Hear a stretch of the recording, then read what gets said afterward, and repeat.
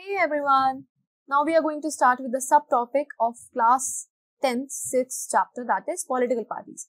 That is political parties in India. Okay, let's move ahead to the topic that we have today, that is national parties. So national parties have the units in various states.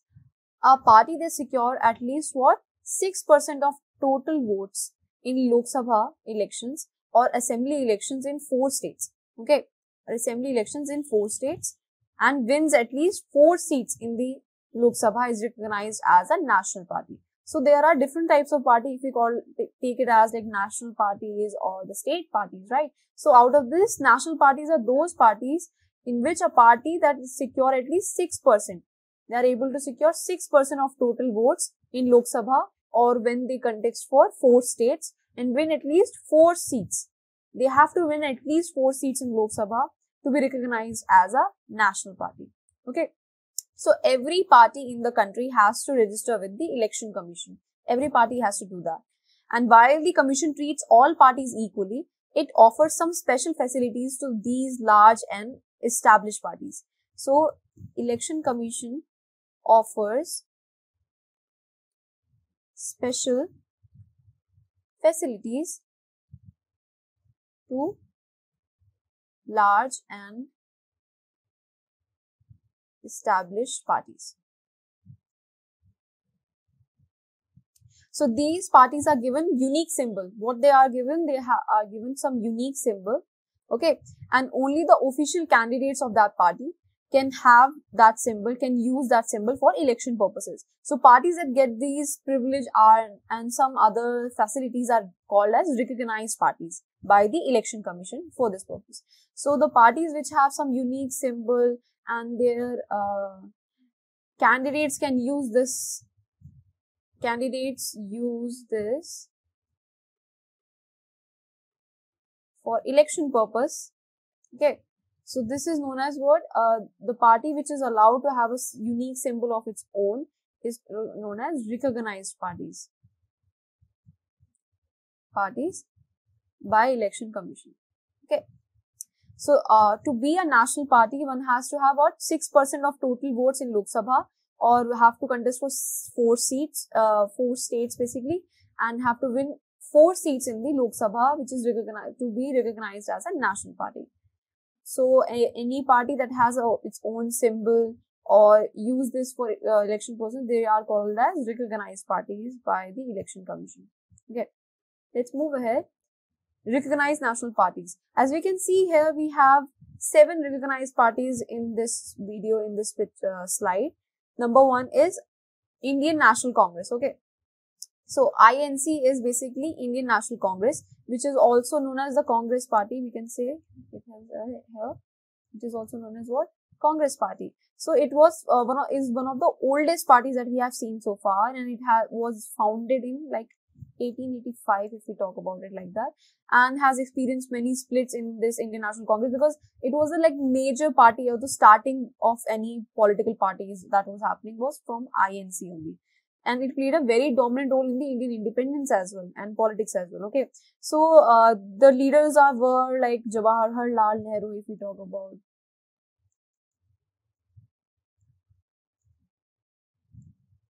Okay. So, this party was built on the modern secular democratic republic in India, if we talk about. So, its ideology was secular democratic republic. Okay. Ruling party at this century till 1977. Okay. So this is what we call INC, that is Indian National Congress. Indian National Congress. And we also call it as Congress Party. It was established in 1885. Was one of the oldest parties, and leaders like Jawaharlal Nehru, and their ideology or their perspective was secular democratic and republic. Now going ahead with BSP. So BSP was basically Bahujan Samaj Party. Okay. Bahujan Samaj Party, which was formed in 1984. Let me write it. Bahujan Samaj Party. It was established in 1984 under the leadership of who?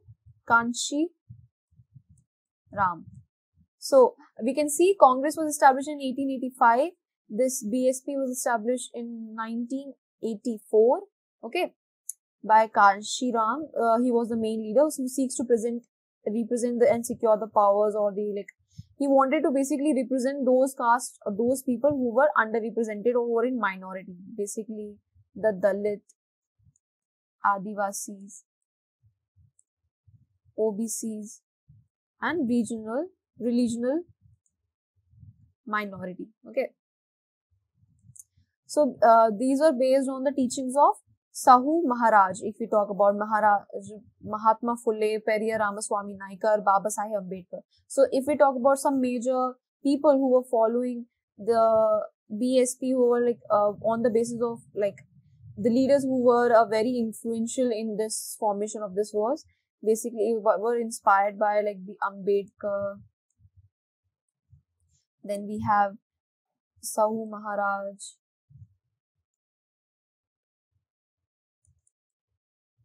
Periyar Ramaswamy. Okay, so these were the people who were highly influenced the formation of BSP, that is Bahujan Samaj Party. Was formed in 1984, headed by Kanshi Ram, for preserving the rights and were promoting the Dalits, Adivasi, OBCs, regional minorities.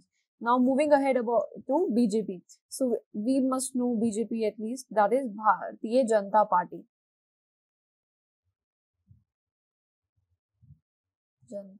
Bharatiya Janata Party. So it was founded in 1980. As we can see here, it was founded in 1980 by reviving the erstwhile Bharatiya Jan Sangh, okay, and which was formed by Shyama Prasad Mukherjee in 1951. So Bharatiya Janata Party, that is BJP, was formated after the formation.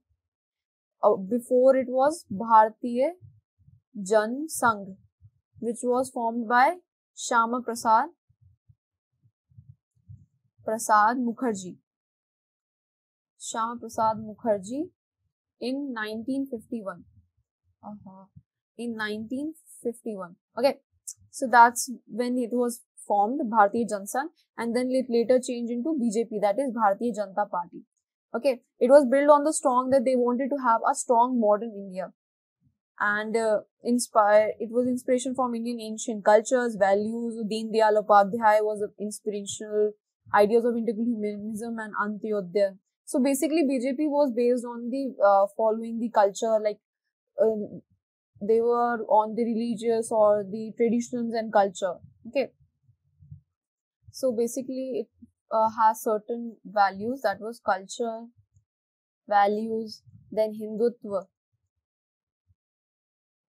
and then it had integration of Jammu and Kashmir within India.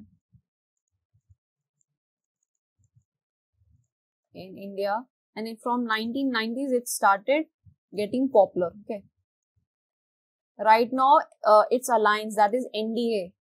We have talked about NDA, right? That is National Democratic Alliance, is at the center in power, as we can know about it. The NDA right now is in power.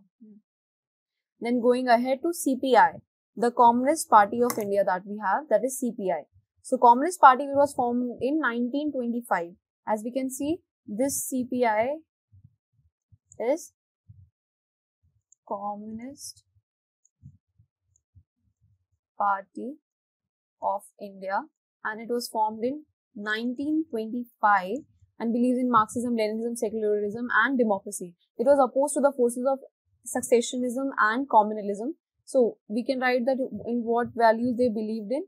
They believed in Marxism, Leninism, secularism and democracy. Okay, and oppose the forces of successionism and communalism. Okay, we can write it here, opposed to successionism and communalism.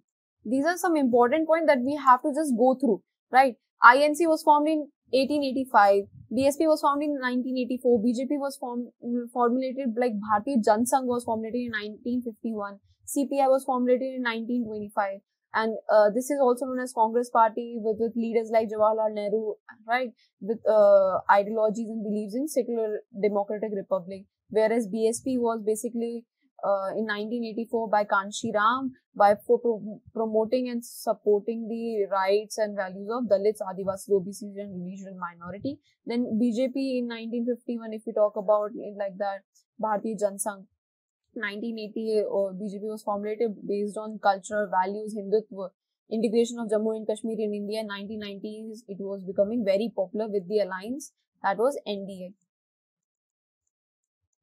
Then we have CPI, the Communist Party of India, in 1925 with Marxist, Leninism, secularism and democratic values that it uphold, opposing to the secessionism and communalism that we see. So, however, it became weak after the split in the party that happens in CPI was split, faced a split in 1964, right? So, there was a split, if we talk about it, into CPI and it was CPI and CPIM, okay, that was Marxist one.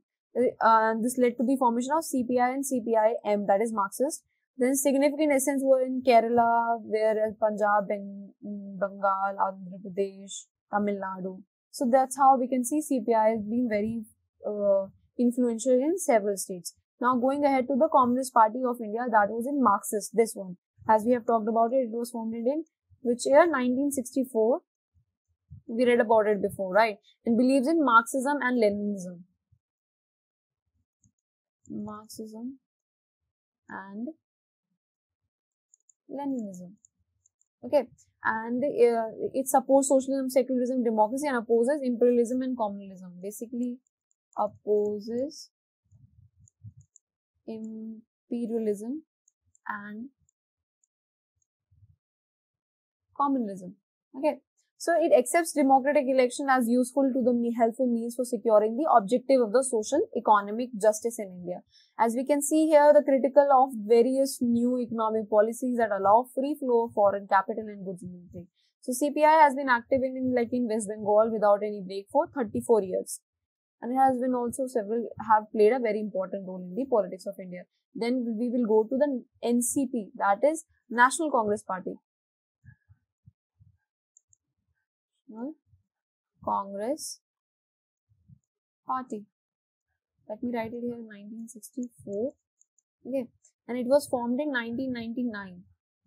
This NCP, National Congress Party, was formulated in 1999 and it espouses what? Democracy, Gandhian secularism, equity and social justice and federalism. What it for? Gandhian secularism, equity, social justice and democracy. Okay. So, these were the values which were propagated in NCP. Major party is found in Maharashtra and it has significant also a role in Meghalaya and Manipur and Assam related states. Okay. So, if we talk about it, this is what NCP was. And lastly that we have, that is AITC. AITC, that is All India Trinamool Congress. Okay. All India Trinamool Congress, and it was basically launched in 1998 and under the leadership of Mamata Banerjee.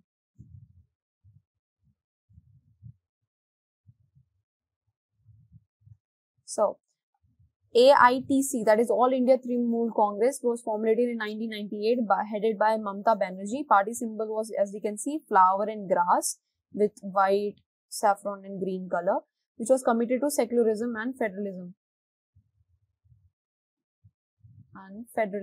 Okay.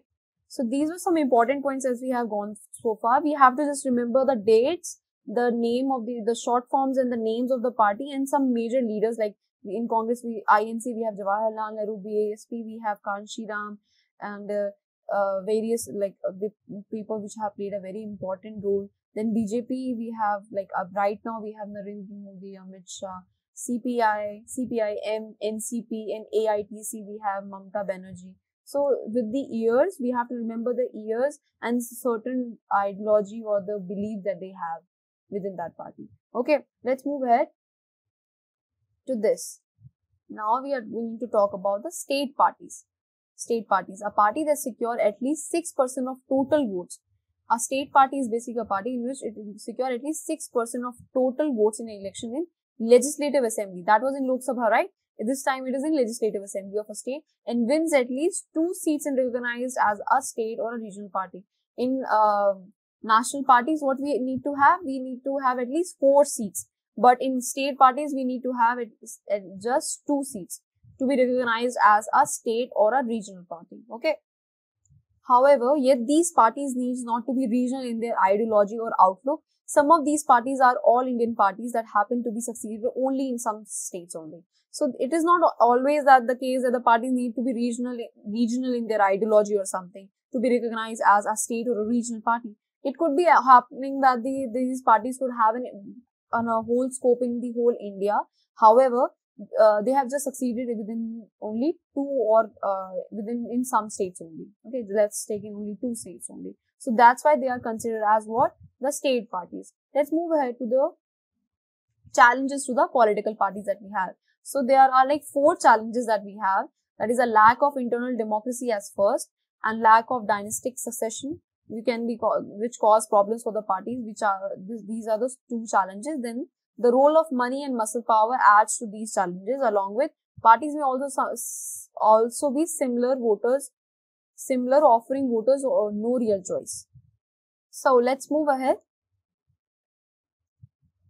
We have challenges to the political parties. A lack of internal democracy as the first challenge and the lack of dynastic succession as the second, which causes problem for the parties. Then we have the role of money and muscle power, which adds to these challenges. Along with parties may also be similar, offering voters no real choices. So that's which we can say are the challenges to the political parties. You already have so much money. Why do you want to even contest the elections? So this is like how we have treated so far. The political leaders often go do these elections to earn money. Basically, they wanted to have money. Some of these people try to get money through these elections. So anyway, we have like 4 challenges to political parties. So the first challenge, as we can see, there is lack of internal democracy. That means within the party, they are not often, they conduct elections. They don't often conduct elections, or the political parties are not towards the concentration of power within that. Always the powers are with the topmost leaders within the political parties. It is not the powers could be properly distributed among the members of the parties or something. So parties do not keep any members registration or something, or do not hold any organizational meetings or conduct any internal elections as well regularly. So that's why what happens, ordinary members of the party do not get that sufficient information about what is happening within the party basically. So lack of internal democracy. Why?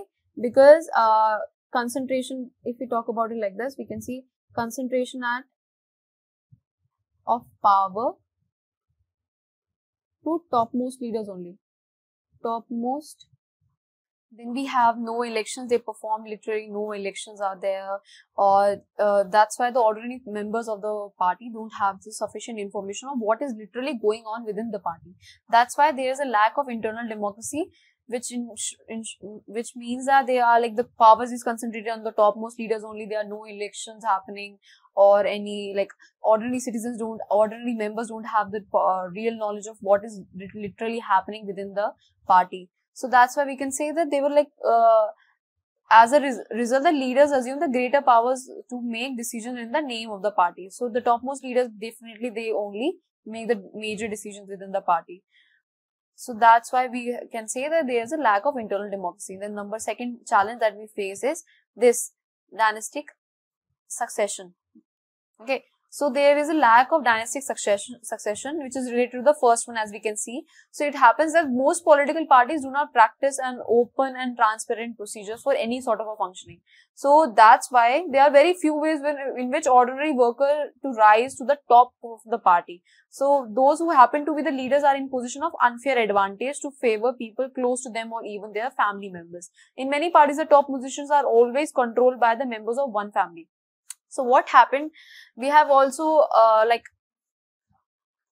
there have been several claims by various people that dynastic successions happens. What is dynastic succession? In which it means basically the member who were earlier, like earlier in party, like who were already in the topmost position, what they do, they try to involve people from their own family or their relatives or their friends or members that they know them. Okay, so basically it is their own circle only which is at the topmost layer of the political party, of that particular party. So that's why we face what? Dynastic succession, in which the people who are already in party, they try to bring up their family members in that in top positions, in order to like, so that their party could be remain within the family only. Okay, so in many parties the topmost positions are controlled by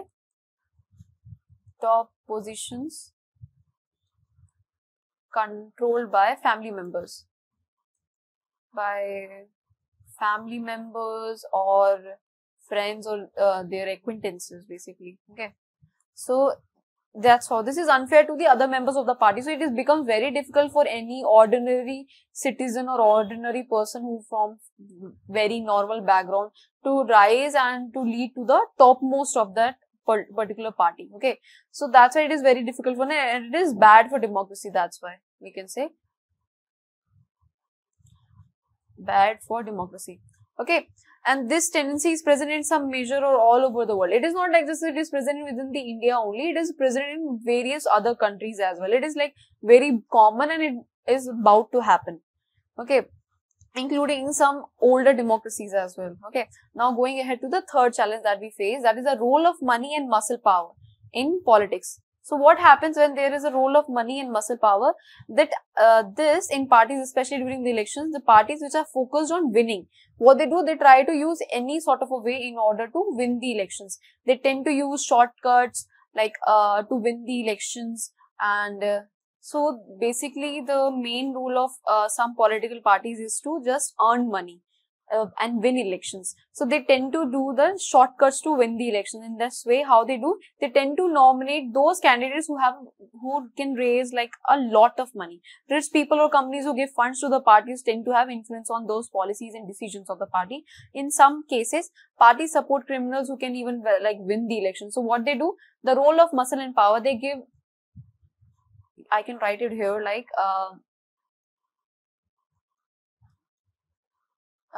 what they do, they try to give or like tickets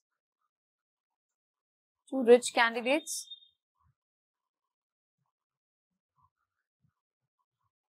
even criminals, that they know that they can raise the money, so that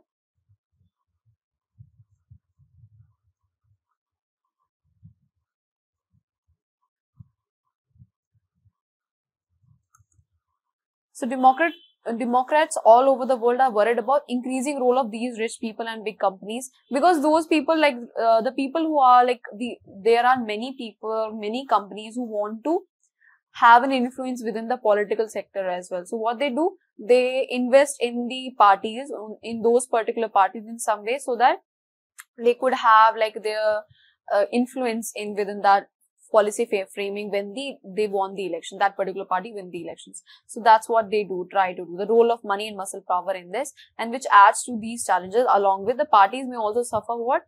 They may also be similar, offering voters no ideal choices to like what to do. That is, the fourth challenge is that very often parties do not seem to offer a meaningful choice to the voters. In order to offer meaningful choices, party must be like very different from each other, right? But they are almost similar in some way or another. So in recent years, what has been that there has been a decline in the ideological differences among the parties. So like if we talk about, there has been a various decline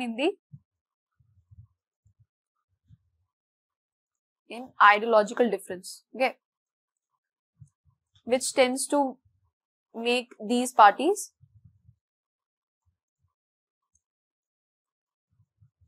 similar. In this way, it leads very less choice for the people that what they should, which party should they support. That's why the parties may also be similar, offering voters no ideal or real choice. Moving ahead, recent efforts at reforming the political parties. If we talk about it, there have been several recent efforts which have been made in order to reform the political parties. Number one is amendment of the constitution to prevent any sort of defection to prevent any sort of defection of MPs and MLAs. Number 2, the Supreme Court ordered an affidavit declaring the property and the pension cases, whatever they have of any candidate. Then Election Commission order mandating income tax return filings. Okay. So what happens, since we all know that parties are like the most visible institution for most visible face of any democracy. So it becomes very natural for the people to blame parties for whatever difference or whatever wrong happens within the working of the democracy. So what happens all over the world, there were some people who expressed their strong dissatisfaction with the failure of any political party to perform the functions. So all the blame is rested upon the political parties only. That's why there were have been various efforts in order to reform the political parties. As we can see, that this was done because many elected representatives were indulging into defection. They were trying to be using this defection to become ministers or for cash rewards. Okay, so the changing party, these allegiance from the party on which a person got elected to be a different party is defection. Basically, changing party from one party to the another is known as defection. So now the law says that if an MLA or MP changes party, he or she will lose their starting for the legislature. Since there is a law that if any MLA or MP do any sort of a defection from one party to another, so this will leads to what? They will lose their seat in that particular, like in the legislature. So this has helped in order to low down any sort of rates of defection within the political democracy that was happening. At the same time, this made any dissent even more difficult, as MPs and MLAs have to accept whatever the party leaders decide. So this amendment has been done in order to what? In order to prevent any sort of defection that happens. Defection is like shifting parties. Parties is known as basically defection. Leaving one party for like their own personal gain is known as defection. Then Supreme Court order on affidavit which was declaring that the property and pending cases. So that this means that they have to declare that how much property do they hold, or are they having any pending cases before contesting the election. They have to give their whole report about it, that this is like whole lot of information they have to give in order to apply or in order to be a candidate for the election. Then Election Commission also order what? Mandating the income tax return, that how much money they do they hold in order to contest the elections. So that's why we get to know, have a rough idea about our political leaders. Okay, so these were the efforts which were made in order to reform the political parties. Then suggestions for reform or political parties. What have been suggestions were like the law should regulate the internal affairs of any political parties. It is very important for us to regulate the internal affairs of the political parties that are there. Number second, that 1/3 of the tickets to be given to the women candidates. So there were various reforms which has been made, suggestions basically for these reforms that were to regulate the internal affairs. Number second was 1/3 of the tickets should be given to the women candidates. Number third, the state funding for the elections. This basically means that the government should give their parties some money. Parties should give parties money in order to support their election expenses. This support could be in like any form. It could be any form. It could be for like petrol, paper, telephone, etc. Okay, or it could be given in the cash or basis of any vote secured by the party in the last elections. So first one is to regulate the internal affairs that they hold. Second is that they have to reserve 1/3 of the tickets for the women candidates. And number third is that the state funding of the elections. That government should fund the elections in any way, like in kind or in sort of money. So they have to do something like that. These were the suggestions for the reforms on political parties. Okay. Then how can these parties be reformed? If we talk about this cartoon from the Hindu depicts the challenges of reforming political parties and their leaders in the large democracy. So as we can see here, that we have electoral discipline is not our cup of tea. Attention everyone. So this cartoon depicts the challenges of any sort of reforms that happen in the political parties and their leaders in a large democracy like India. It is very difficult for like parties to be reformed, as it takes a lot of time and we have to consult a lot of people and have to discuss a lot about it. That's why it becomes very difficult, as we can see here. So basically there are two ways through which political parties can be reformed. Number one is through petitions, any sort of petitions, publicity, agitations that happen, like any sort of force that happens through outside, external force, external methods, or like petitions, publicity, agitations. Ordinary citizens would form pressure groups and pressurize the parties to do some reforms or changes within there, all leads to what? Movements as well. So these are the ways through which, first way, that could parties could be reformed, and second is it can improve if those who want to join political parties have, like, they have differences or different opinions, or like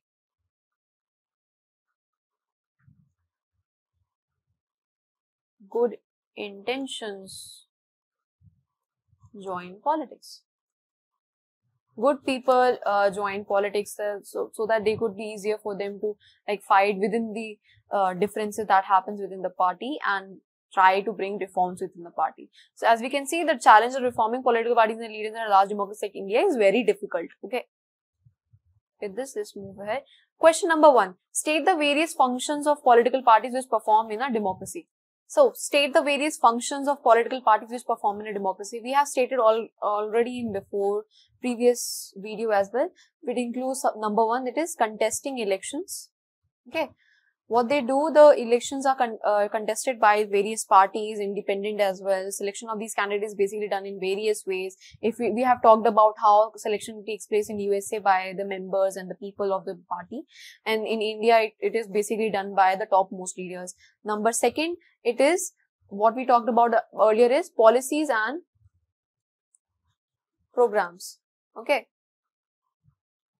Policies and programs. So what they do, they different policies and programs are being forwarded by the parties and the voters from the choices for these manifestos.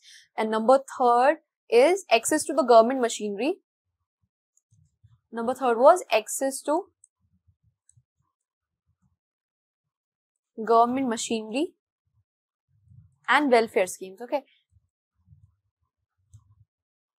So what happened, since it becomes very difficult for an ordinary citizen to visit any government officer for any work related to government related work. So what happened, these political leaders act as a medium through which this ordinary citizen can approach to a government officer, because they are more comfortable with these political leaders who have been living within the same environment or same village as they were really staying before. So that's how we can say the access to government machinery and welfare schemes is number 3rd function of these political parties. The number 4 that we have is shaping the public opinion. Shaping public opinion. What they do, these political parties, they try to shape the public opinion of the people, like by raising several issues. So because they are part of a political party, and every party has a lot of members in that particular party. So any sort of a news that happens, it gets spread easily. Okay. So that's how they are able to shape the public opinion. Number 5 that we have, that is their role in making laws. Role in making the laws. So they played a very important role in making the laws that we have in our country right now, and in the legislature laws will be debated and then will be passed formally. Then the 6th number is form and run the government. So what form and run the government? So what happens, the political parties come with various political executive, which leads to what? They try to make decisions within the politics. Okay. So these leaders select some, recruit and train some political parties, or like in such these leaders are basically recruited and trained by these political parties, which turn out to be later in the later stage as ministers or some to run the government in the manner that has been a party wants. Okay. Number 7 that we have is the role of opposition. If we talk about the role of opposition that exists, the parties which are not able to win the elections, or they try to be the opposition. So what happens when they lose the election? They become the opposition. They criticize the government. They raise their voices, different opinions, which the party at times ignore, and even they try to raise their opinions on several wrong decisions which has been taken by the party which is in power right now. So the entire opposition is basically mobilized and against the government by the opposition parties. So that's why we can say these are the functions which the political parties perform in a democracy. Question number 2, what are the various challenges which are faced by the political parties? If we talk about it, so the various challenges which are faced by the political parties, what are these? Number 1 we can talk about is the lack of internal democracy. So there are several parties in which lack democracy at the internal level, because all the major decisions are taken by the topmost leaders. That's why only ordinary members of the party have no information about what is happening within that party, and this leads to what internal conflicts and concentration of power within one hand, within few ministers only. It gives internal conflicts as well. Second point that we have, that is dynastic succession, that we talked about it earlier as well. What is dynastic succession? In which the whole power of the party remains within that particular family only. They try to make their family members into the head positions. So that's how the major party powers rested within that particular family or particular group of people only. And ordinary citizens, it becomes very difficult for any ordinary citizens to come towards the topmost level of that party. And number 3 is money and muscle power. So what happens, there are people who use money and muscle power in order to win the elections, and they even, the political parties, knowing that, so that they could maintain or they can make a lot of money through this, what they do, they try to bring people who are already rich, very rich candidates, give tickets to rich candidates, and through this also what happens, in regional parties, due to the growing prominence of muscle and power, what happens, these powers can mostly be seen during the election period. Various companies or parties, other organizations try to support a political party through muscle and money power, so that they could, in the end, when they win the elections, they could get certain influence, they could influence the policies and the decisions of the government. So these are the 3 problems that political parties, which are like the various challenges which are faced by the political parties. Okay. Let's move ahead. Number 3, that is suggest some reforms to strengthen parties so that they perform their functions well. Okay. So what could be the reforms which we can suggest in order to allow the parties to function in a better way? That is a provision with the political parties to tackle internal conflicts. Provisions to tackle internal politics. Then we can talk about is, we have learned before as well, right? 1/3 reservation for women in elections. Okay, we have talked about it, like giving 1/3 reservation for women candidates. Okay, better word would be 1/3 representation. Sorry, 1/3 representation for women candidates. And number 3 is that the party should not promote candidates having criminal records. So that what they do, they try, they should be like, candidates with criminal records should not get the tickets. Criminal records should not be promoted.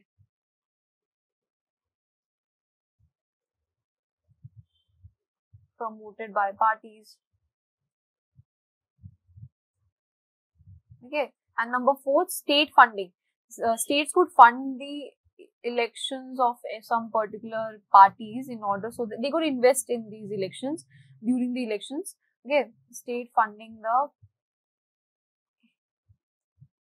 elections, so that should be promoted, so the candidate is coming from poor background or like stand an equal chance. So they could should fund those candidates or those parties who belong to some poor background or something, so that they could perform in the elections as well. So these were the reforms in order to strengthen the party so that they could perform their functions well.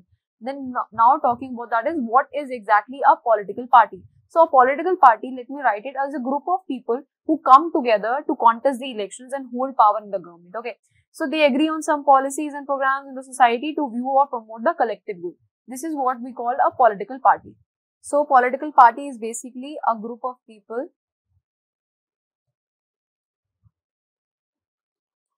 who come together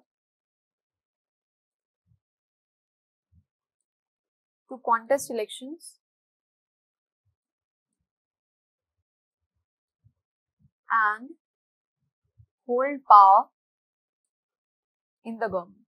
Okay, so this is called as a political party. Question number 5, what are the characteristics of a political party? So what basically identifies or determines that this is a political party? So they have members who share the same interest in the policy in the governance, members with similar interest. We can talk about it in policies and government. Okay. Number 2, we have that they seek to introduce policies which are for welfare of the citizens. Policies for welfare of citizens.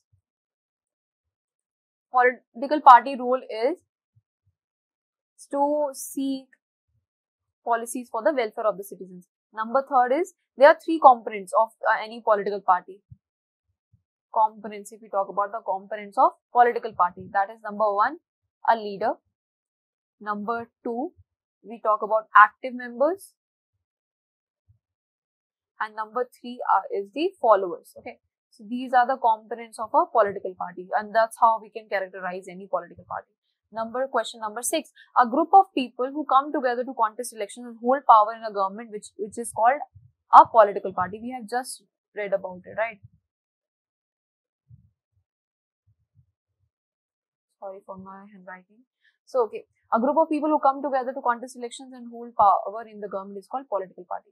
Question number 7, if we talk about the question number 7, that is, so Congress Party, Bharatiya Janata Party, Communist Party of India, Marxist, and Telugu Desam Party. Okay, and the list second, what we have National Democratic Alliance, State Party, United Progressive Alliance, and the Left Front. So what we can do, like we can write is like 1, 2, 3, and 4. Okay, and we have to match it accordingly. So Congress Party is this UPA. We have the alliance that support Congress Party is UPA, United Progressive Alliance. Okay, United Progressive Alliance, that is 1. Then Bharatiya Janata Party is National Democratic Alliance. This is for the second one. Okay, NDA, we often talk about like that. Then Communist Party of India, Marxist, that is CPIM, and that is basically left front. Okay, and Telugu Desam Party, this is basically a state party that happens. So here we have talked about several parties and their alliances. Then question number 8, who among the following is the founder of Bahujan Samaj Party? We have read it before as well, right? Who was Kanshiram? Kanshiram were basically the founder of Bahujan Samaj Party. In the year of 1984, he founded what? Bahujan Samaj Party. Then question number 9, what is the guiding philosophy of Bharatiya Janata Party? So we have Bahujan Samaj, revolutionary democracy, integral humanism, or modernity. So what are the basic philosophy, guiding philosophy of Bharatiya Janata Party? It is integral humanism. This is the answer of guiding philosophy of Bharatiya Janata Party. Okay. Then question number 10, we have consider the following statements on parties. Political parties do not enjoy much trust among the people. Parties are often rocked by scandals involving top party leaders. Okay, and then we have which of the statements give above are correct. Okay, so if we talk it like that, we have answer. We can talk about it as either it is which of the statements give above are correct. It is A and B. We have this first one and the second one. These are the correct statements if we talk about. Political parties do not enjoy much trust among the people. Why? Because they are the only visible among the people. They are the most visible institution in the people, among the people. That's why even if there is small differences or small sort of any issue within the democracy or in the politics of our country, the whole blame goes to the political parties only. And parties are often rocked by scandals involving the top party leaders. Why? Because almost all the power, money and muscle power rest with the topmost leaders in India, in any political party. That's why there are chances that they are involved in the scandals in terms of they may have illegal use of money or capturing of the property and everything. That's why there have been reforms in order to get previous information of about what are their basically property and everything. Okay, to get the whole information about that. So we can say these two statements are correct and this is not correct. The parties are not necessary to run government. Parties are very important to run the government. So this is not the answer. These two are the answers. Okay. So through this chapter, we got to know a lot about the political parties. We got to know about the national parties, state parties, various alliances of UPA, NDA, state various parties. 7 parties we read about it: BJP, Congress Party, AI, then CPI, CPIM. Okay, and then we also heard about how these parties play a very important role and what reforms we can do in order to have certain changes within these parties. And that's why we can say these political parties are integral part of our government, our democracy, and they play a very important role in the democracy of our country. And they are different, they propagate their different ideologies, different opinions, so that people could have a trust among the, trying to have the trust of the people in order to win the elections. Okay, so in the next video, we will have a quick revision of what we have read so far in this chapter. Till then, bye-bye.